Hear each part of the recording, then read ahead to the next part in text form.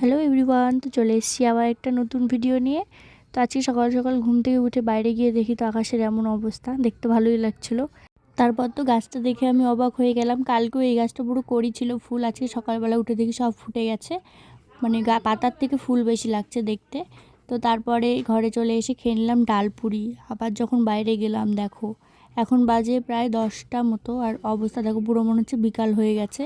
এত পরিমাণে অন্ধকার হয়ে আসছিলো মেঘ হয়ে সকালবেলায়। তো তোমাদের কাদের কাদের এদিকে কেমন হয়েছে কমেন্টে জানিও।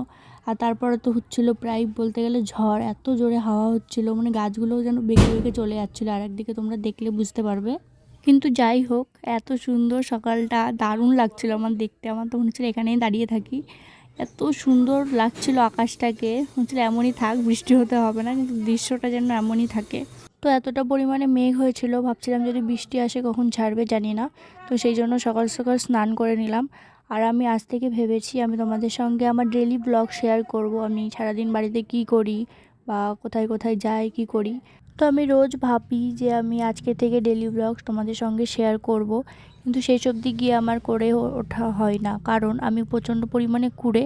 আর একটা ভয় আমার লাগে যে আদৌ তোমাদের আমার ভিডিও পছন্দ হবে কি না।